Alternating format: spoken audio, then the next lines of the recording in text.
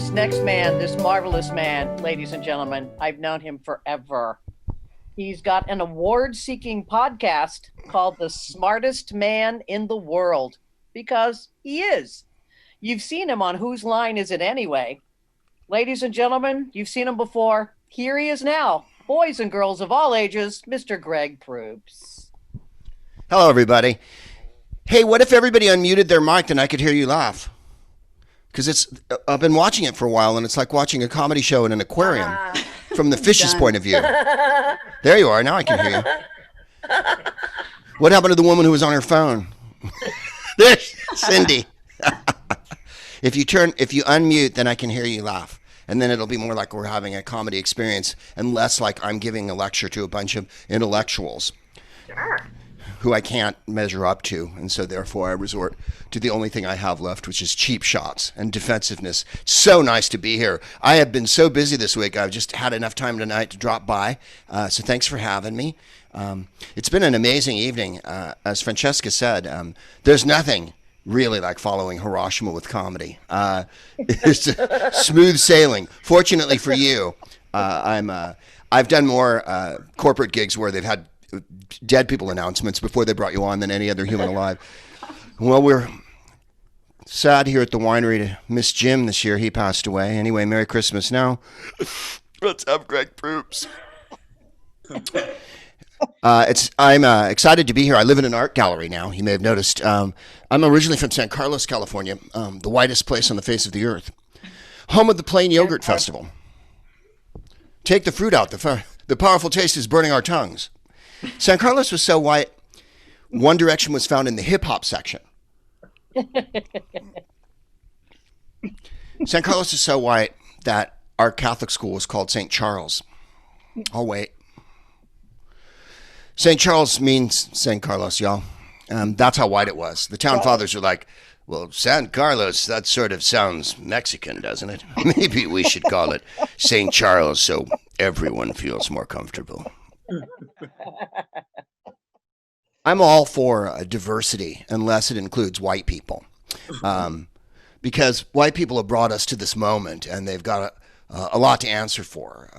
So I no longer want to play in white people's reindeer games. I return my white card. But Greg, you're from San Carlos, the whitest place on earth. I know.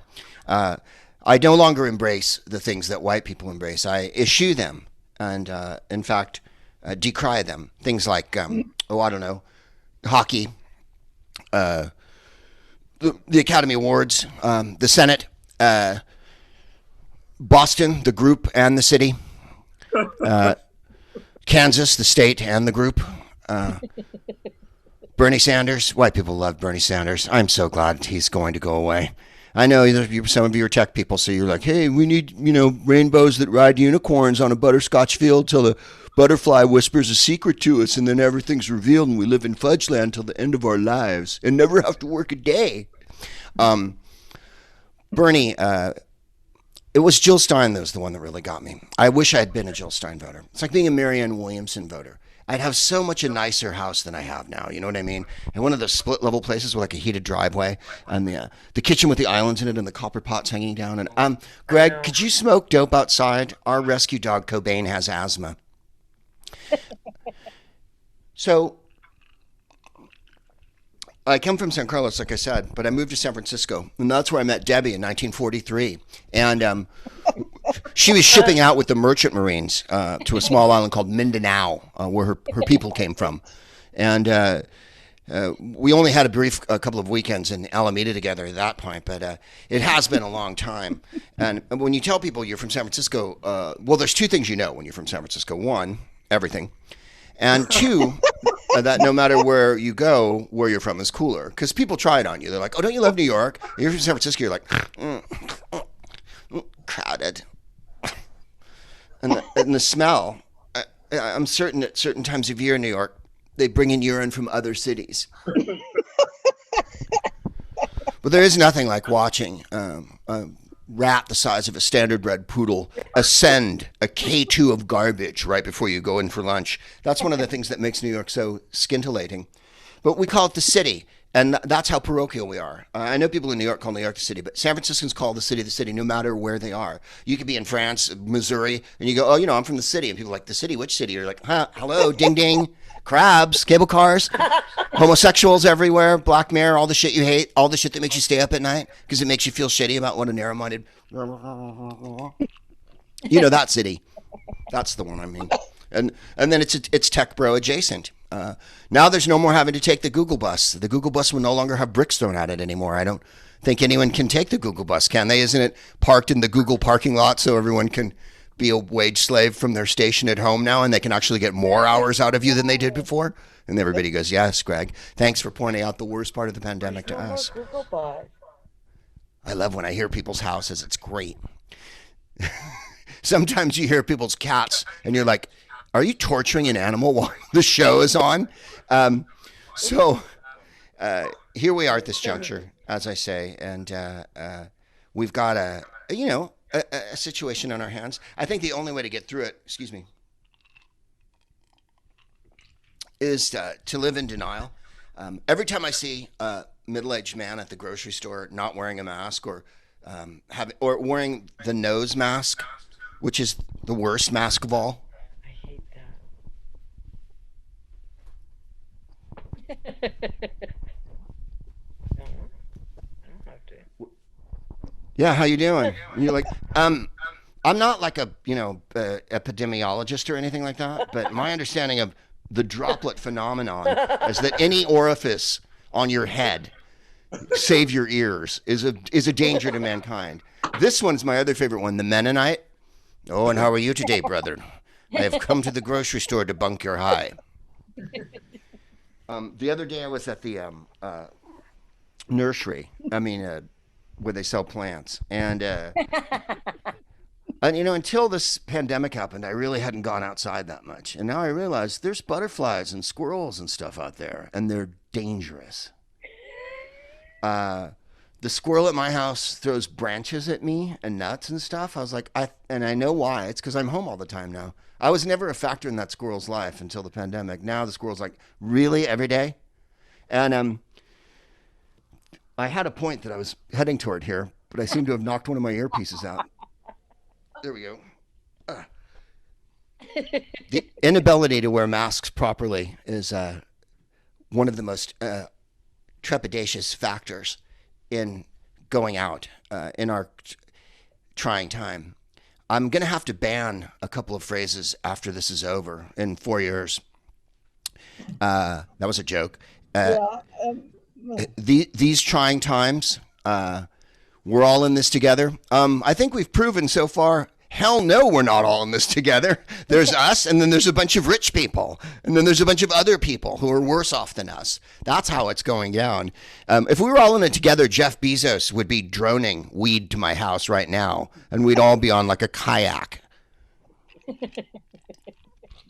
Mark Zuckerberg would be driving down the street with like one of those t-shirt bazookas shooting wads of 50s at everyone in order that we don't hang him during the next pandemic when we can finally get to him and it's not just virtual.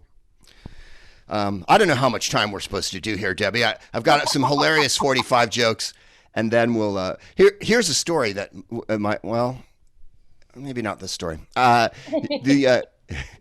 It's a story about Debbie and Will and me, and I'm going to do it anyway. And I know you'll reach out with your feelings. Debbie and Will and I were playing golf some time ago in the 90s, and we were at a beautiful golf course in San Francisco, in the city, and we're on one hole, and there's a foursome of white guys behind us, and they drive a ball right onto the green where we're standing, and the ball drops right in between me and Debbie goes, "Hey!" And Will goes, "I'll handle this." And he walks down to these guys who've just teed off, and we see them in close conference, and Will gesticulating and gesturing and pointing back toward us, and then heads nodding in concordance. And he walks all the way back, and we go, "What did you say?" And he goes, "I told them that Debbie was in the quarterfinals of the state championships, and she got hit in the head with a ball, and she's been a little gun shy ever since." These guys drove by, and I said they could play through. These guys drove by and they went, "Hi." hi, like that to Debbie. And Debbie went,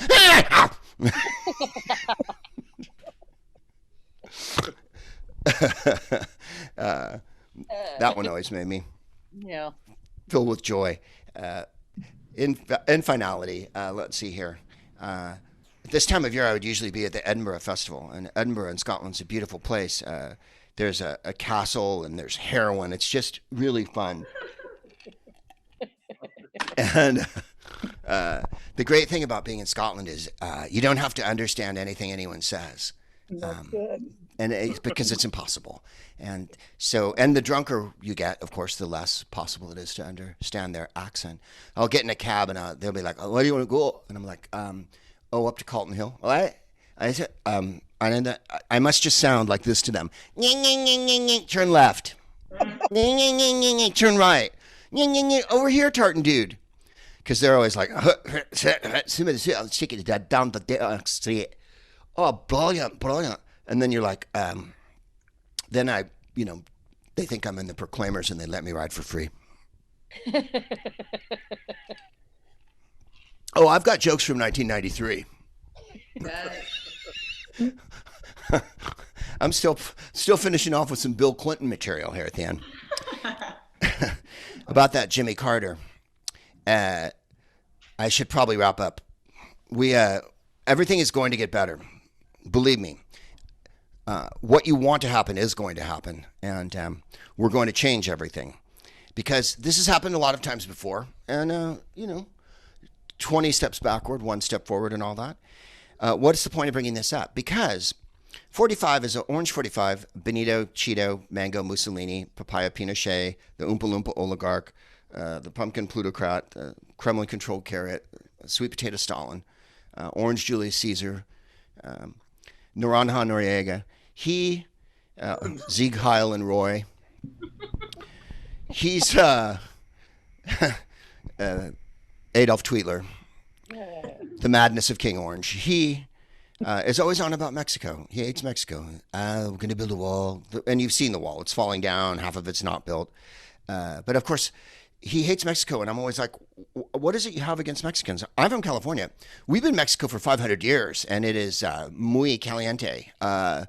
There are taco trucks in every corner. It's boss. I'm from San Carlos, as I said. No white guy named San Carlos. No one named Robert named San Carlos. Otherwise, it would have been St. Carl.